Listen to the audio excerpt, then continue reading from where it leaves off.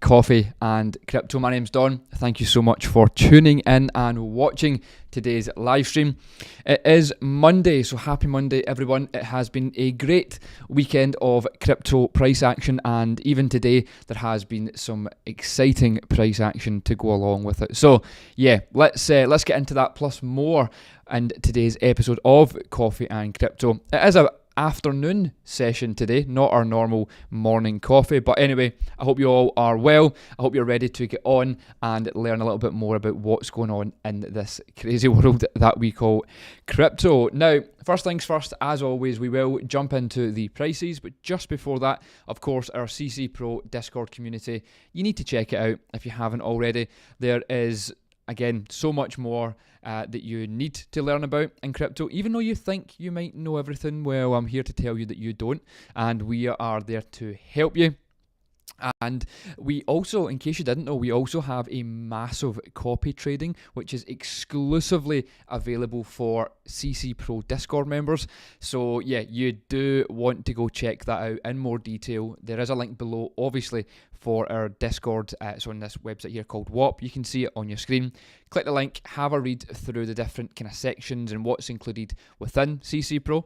And then, of course, join the Discord because, yeah, I don't know why you wouldn't at this point. But anyway, let's jump on and look at some prices because, like I said, this weekend has been quite exciting for, well, pretty much all of crypto, especially in Bitcoin, because we did see that weekly close, and it was the highest weekly close, and I think it was about 72 weeks, correct me if I'm wrong, but yeah, it is the highest weekly close we have seen in such a long time. And finally, we have, well, potentially broken out of the range. So I will get onto that plus more in just a few minutes. So yeah, stick around for that. But let's look at the prices right now.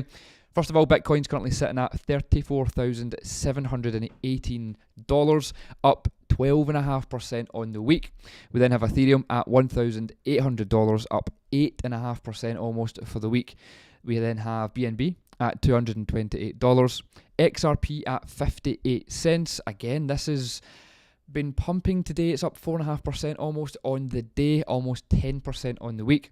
We then have Solana at $34, Cardano at 30 cents, Dogecoin at 0.06, and then Tron at 0.09. I don't even know why I mentioned Tron because I don't think anyone, well, I don't want to say no one seems to invest in it, but clearly they do because it is 10th in market cap. But anyway, you get the point. There is this, or today's prices in crypto. Most things are up quite substantially the past week. A lot of double-digit rises, even in the top 10, which are obviously high market cap.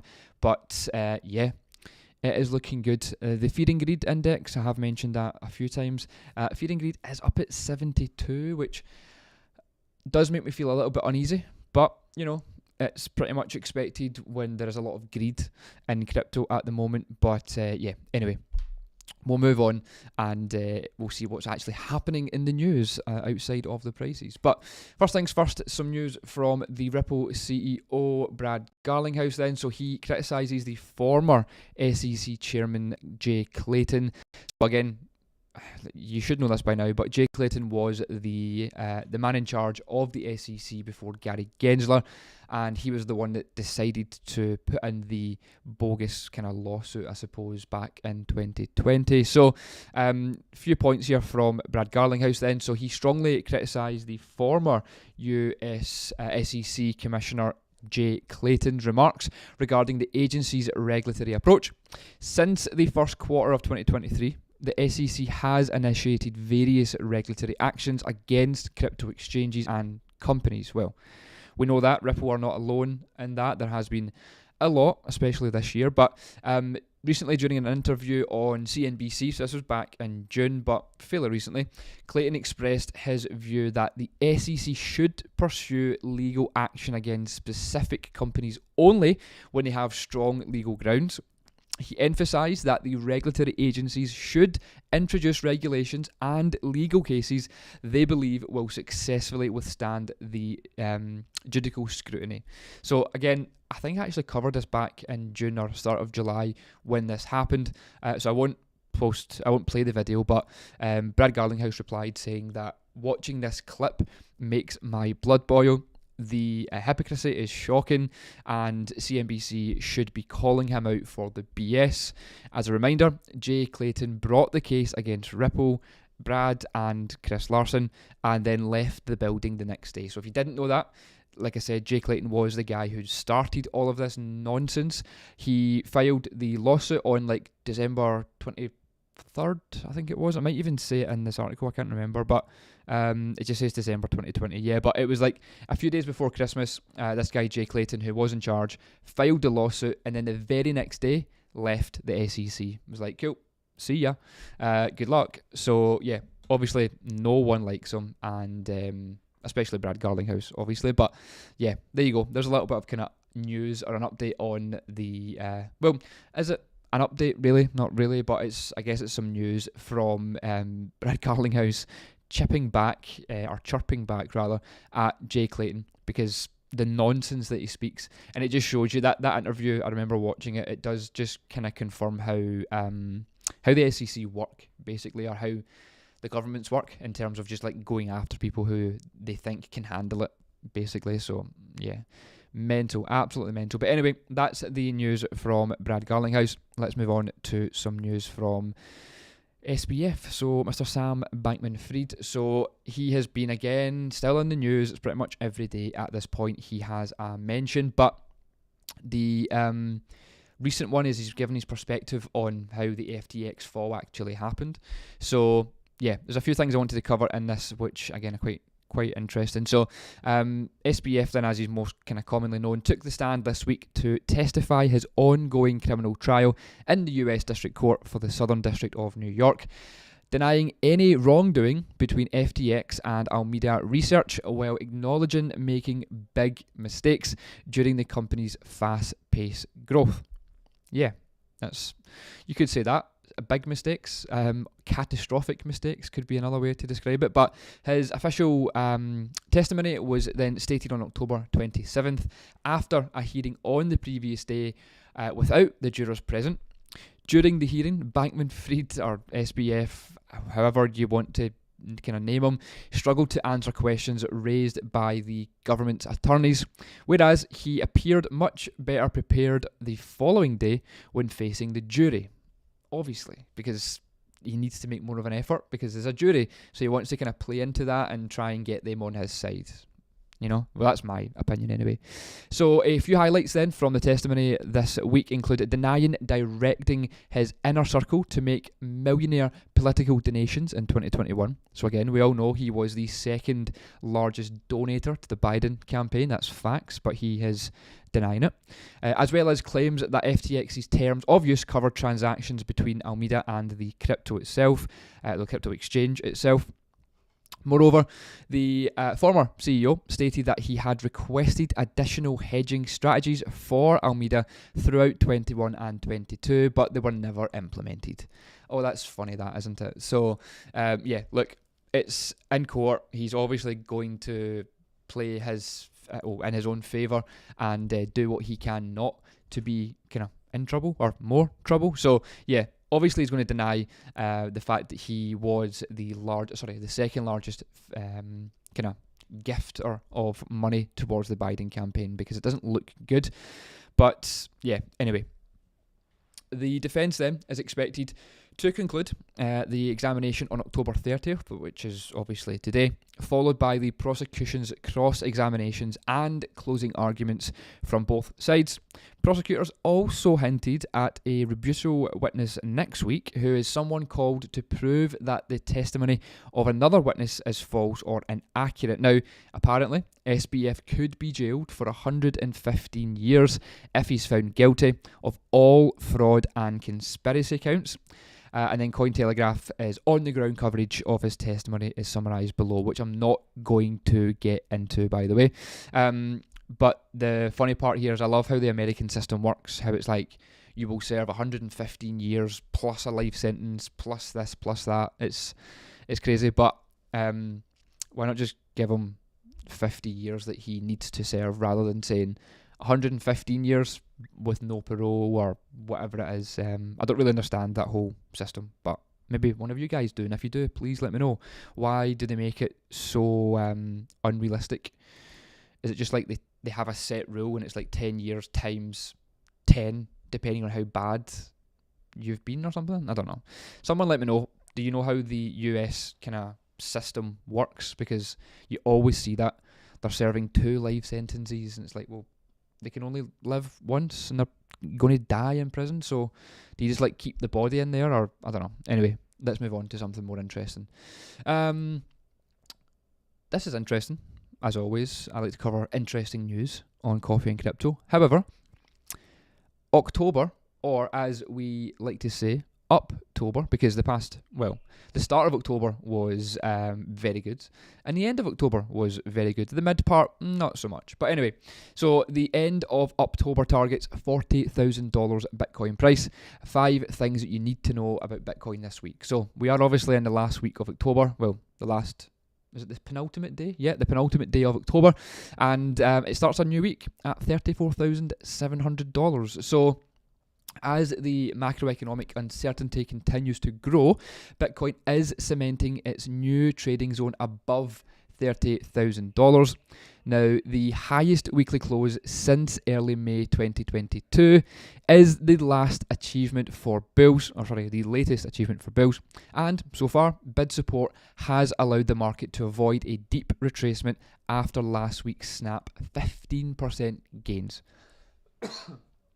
So, how could the environment change this week for Bitcoin? Because look, it can't go up forever. There will be points where it needs to stop and kind of butt its head against some some resistance before hoping to get through and then kind of obviously making it some support as well. But as Bitcoin heads into October, the monthly close is obviously tomorrow night, would be a volatility catalysts are brewing apparently, so not least thanks to the increasing geopolitical instability of the Middle East. So that does play a part on crypto, of course, but what you tend to find is wars or, for example, viruses or whatever it may be, as much as they're terrible for the economy and terrible for human life, I guess, they can actually play a part in increasing the price of crypto. Again, it kind of works the opposite of what you would think, but it's all to do with inflation and printing money and funding these things.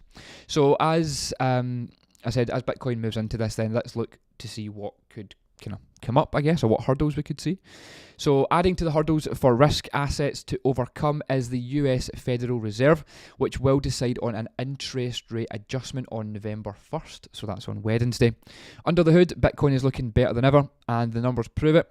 Network fundamentals are either at or circulating all-time highs, continuing a trend in place for much of this year. So again, we have mentioned this so many times this past, 3 years. But no, in all seriousness, the past few months, we have been going on about quarter four.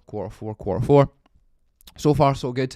And yeah, I do believe we will hopefully get towards the $40,000 Bitcoin that we would love to see as a retracement level back from its initial crash from 69,000. So yeah, let's see how it goes. Anyway, again, I won't read too much more of this because it does really just kind of play on a little bit and reconfirm a few things that I've already said. But the fact of the matter is, we are at the end of October. It's the penultimate day of the month. We have the monthly candle closure tomorrow. We had the weekly candle closure last night, which I'm going to show you in just a sec, was the highest weekly candle closure in, like I said, I think it was about 72 weeks. I can't remember the exact numbers. Someone hopefully can correct me on that if I'm wrong, but in a very, very long time. And we have broken out of the range. So, for now, let's just open up the tweet chain, the thread. That's the word I'm looking for. Let's open up the tweet thread. So we posted this back in July 22nd of this year. It says, "It will be a great honour to be proven wrong on this one." So again, hopefully you can see this on your screen. It was to the downside, so bounce off the top of the range and then kind of go down to the downside, unfortunately. We then posted an update 1 month later in August, and it was obviously correct. So it started to work its way down from 29,000 down to 26,000. So we all witnessed that, and hopefully you followed along. Clearly not enough people followed along though. But anyway, let's move on. And then this was the update that we posted today, earlier on this morning. If I can open up and make it larger, let's see how it goes. The Wi-Fi is clearly not very good, as always, in this office. But anyway, moving on to the tweet, because it has finally loaded. Hopefully you can see it on your screen. But the breakout and the weekly close is outside of the range. Now, the range, if this opens, is something that we've been talking about for a long time. There we go. So you can see here, stating all the way back, really, from, what's that, May of this year. So a very, very long time. Is that this year? Is that 20? Yeah, that is this year, isn't it? No, it's last year. Yeah, I thought that. Right. So I was going to say that's not that long of a period. So May of 2022 has been the range, and now finally, after, well, what's it, like a year and a half almost, we have broken out of that range, and this is on the weekly as well, as you can see top left. This is on the weekly time, so it's actually higher than that as well now. So we are hoping to get to around the 40k level. The reason for that is, hopefully you can see it on your screen here. Again, I wish I actually had TradingView opened a bit easier, but you can see, I'm looking at the wrong number, 40,000, it shows it right here. Again, you can see a lot of kind of support and resistance held at $40,000, so that's why we come up with that number. It's not just picked out of thin air. And the reason why these kind of numbers are being, why they have been such a hard number to get through, again, if you just go back looking through these levels, look, there's a lot of kind of action here. Same again, a lot of support again, and then again here. So it's just, this is why this is quite a kind of key level, again, to get through. Same goes by $30,000, why that was such a key level. I think it was just below 30,000, but there or thereabouts, right, was such a key level, because look, you start to see a lot of support, resistance, and that's basically why we come up with these numbers. It's not just, yeah, 40 grand, let's go back to 40 grand, that'd be nice. There is legit reasons behind it, and it's something that we do teach. So if you are kind of a follower of us for a while, you'll know that we do crypto courses. We have obviously Discord, I've mentioned that already, but we go into a lot of detail. We also do trading courses as well, by the way. So the main thing is the crypto fast track course. That's the 5-day intense, like everything that you need. But we also do like 1-day courses as well, where it's like purely based on trading and charts and whatever it may be. And it's a way for you to come in for either the 5 days or the 1 day or whatever it is, to learn the things that we put out as content. So rather than waiting for us to give you it as content, you can do it yourself, essentially. That's, we basically give away all of our secrets, which some might not think is a great business model, and now that I'm saying it out loud, maybe it's not a great business model. But yeah, the whole point of it is we educate you to a level that you can do all this research yourself.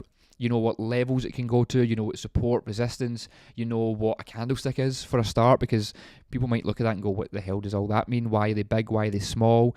Why is that one like tiny? Like, why is that one red? Like, there's so much more details that you probably, well, I say you probably don't know, you most definitely don't know. And it helps us, like I said, pick out certain levels. So I've given you a brief rundown on why 40k is like the number. Again, a lot of support, a lot of resistance there. That's kind of why. But like I said, if you do actually want to learn, like for yourself, please let me know.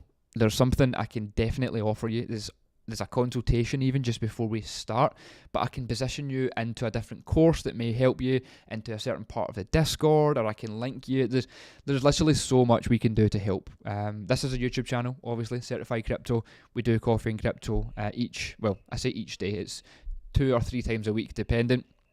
But yeah, we also have a consultancy business as well, and an education platform, and a training business. So trust me when I say we can help you if you need help. But anyway, that was a bit of a kind of side quest, but I just wanted to let you know, when we talk about things hitting $40,000, i.e. Bitcoin, we've done a live stream a few weeks ago explaining that.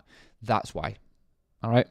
Anyway, I should have switched screen there to explain it. I really should have just jumped into scene 2 and then went on my rant, given you all that info, and then jumped back. But look, it is what it is. The content is there. Hopefully you listened, and hopefully you take action, because yeah, I just know how important it is to, well, understand crypto and not just like wait for someone to tell you what to do.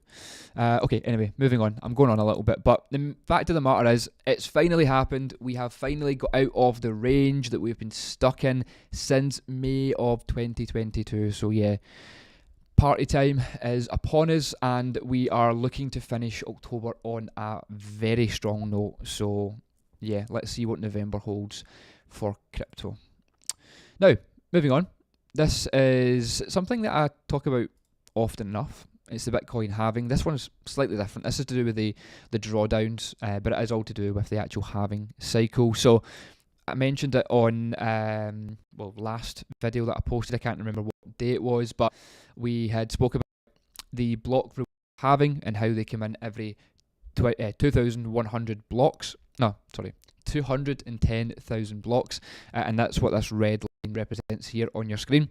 And it's just kind of showing you like midpoints of the cycle where this is Bitcoin, tends to go in terms of price at certain points throughout the kind of block reward halving cycle. So you'll see here then, this is the past three. So the blue line is 2013 to its peak, kind of reddish line is 2017 to its peak, and then the white line is November and its peak as well. So we've obviously, it's incredible how easy this looks when you just zoom out and look at it compared to other charts, but like it just does the same thing over and over and over again. It's why we are able to be so confident with a lot of our information that we put out based on facts. Everything's based on facts. Speculation is great, but for us as the YouTube channel, as the business, as a consultancy, whatever it is, speculation doesn't really help that much. It doesn't really get you what you want. So facts are really based, or kind of what we base a lot of our info on, because facts don't lie, numbers don't lie. But yeah, anyway, here's a thing that I wanted to show you. Like I said, the past three peaks and then the prices that they've been at, they don't really matter too much in this instance, but if you wanted to know, this is the prices apparently. So $1,135 back in 2013, 19,641 back in 2017, and in November was 67,541. Yeah, absolutely mental and disgusting to see how much Bitcoin has grew since that period. But yeah, also if you have been involved in it, it's a very, very fruitful time to be involved. But anyway, back to what I'm trying to get at here. The halving is just around the corner. Prices are reacting pretty much exactly as they should and as they have done previously. So look, there you go, take what you want from that, but it's my opinion that crypto is looking good, especially Bitcoin is looking good for the next few months. Yes, we will probably see a bit of a pull back, as well as then kind of a bit of consolidation. It's normal, it's what happens, but inevitably we will see some upwards price action post halving. So yeah, you're running out of time, essentially, is what I guess the point I'm trying to make. You are running out of time, so stop putting off your education, stop putting off your kind of investments. Learn as soon as possible. You need to get involved in crypto. So yeah, like I said, learn as much as you can, and trust me, it will help. Anyway, so moving on to the next section, which is a post from Blockchain Backer. You may have heard of him before. Let me just see. So, sorry, one sec. Why is it not working? So I've got this up on my phone as well to make sure I can see, but for whatever reason it's frozen. Hopefully it hasn't frozen for you. There we go. Right, okay, cool. So, Blockchain Backer, like I said, you may have heard of him many times before, but again, I'll briefly kind of walk over this and let you understand what he's saying. So, as the masses got shook out during the August dip, selling low to buy lower, they now desperately seek reassurance that a big dip will come for them to re-enter. Now, but their odds dwindle as total enters sign of strength, so the total market cap, and the total market cap is where the fireworks happen. So again, let me just open this up to make it a little bit bigger. Sorry, again, this Wi-Fi is not the best, but hopefully, there we go. So you'll see the Wyckoff that he's put across the kind of table here above the actual chart, and you'll see how it's basically mirroring exactly what it's supposed to do. So again, even pause today's video and screenshot and really look at this in detail, but it literally is just doing what it's supposed to do, which means that there may be a bit of consolidation coming before we do move to the upside. I've already mentioned that, so that's why I've mentioned it, because of how the Wyckoff is looking on the Bitcoin, the total market cap chart. So anyway, like I said, pause that, have a look over it, take it in. I've spoken about Wyckoff so many times in the past. We've posted it on Instagram, we've spoken about it in Discord. Like, it's very, very important. So yeah, go check it out. Now, last but not least, I wanted to cover some kind of new products from Bitget. So I have spoken about Bitget a few times on the channel with their Launchpad. You remember about 2 or 3 months ago. I have mentioned, again, like I said, quite a few times, but this one is quite an exciting one. Let me explain it in more detail, and I'll let you know how you can get involved, and you can let me know your thoughts on it. So it's a company called T2T2. It's a comprehensive Web3 social platform deployed on Ethereum and Base Chain, focusing on innovative on-chain social interactions. So here we go, a little bit more detail then. T2T2, like I said, is a comprehensive Web3 social platform deployed and focusing on innovative. I've literally just repeated what I've already said, but hopefully it's getting through and you understand what this actually is. Innovative on-chain social interactions. It aims to provide socializing services in a one-stop for all users in the Web3 space. T2T2 allows users, project teams, and calls to easily engage and socialize to maximize their personal economic value. So here's some details on the actual token itself, its supply, its launchpad volume, which again it's going to be on the Bitget launchpad. I will drop all the details below, obviously, for you to go check it out. I'll drop the link in the comments and you can go check it out. But there is a little bit of detail. Pause today's video, and if you're interested in the geeky stuff, the numbers, and that will give you a bit more detail.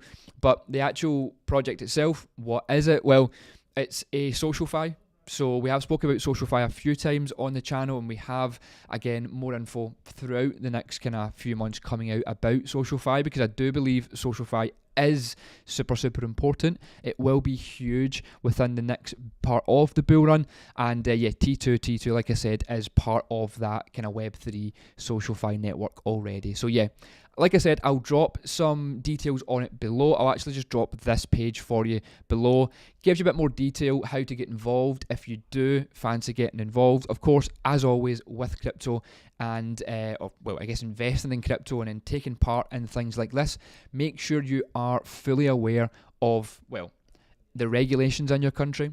How it actually works. Your capital is always at risk as well, so please remember that, and don't ever just invest or do something because someone on the internet told you to do it. Always do your own research, especially with new projects and whatnot, like this one, and just any type of investment in crypto in general. But yeah, like I said, I'm a big fan of Bitget. I've used Bitget for a while, and I will drop all details that you know about T2T2 and Bitget. Go check out their website, check out their Twitter, even join their Discord if you want. The links are all on this page, which I will link in the comments. Now, that is all for today's video. I just wanted to finish up on that new part of Bitget's Launchpad, because like I said, I've brought you a few things before in the past, and thought it was quite interesting. But anyway, like I said, that's all for today's episode. Hopefully you enjoyed this episode of Coffee and Crypto. If there's anything else that you need from me or anyone on the team, of course, there is links below in the description for our website, for our WAP. So please remember, join Discord. It's time to learn and understand more about crypto safely and legitimately, and we can help that. If you are interested in doing a course with ourselves, whether it's the Crypto Fast Track course, a trading course, or even just getting on a phone and speaking to me directly about your portfolio, about crypto in general, everything that you need is linked below, so go check that out. Now, thanks again for watching this episode of Coffee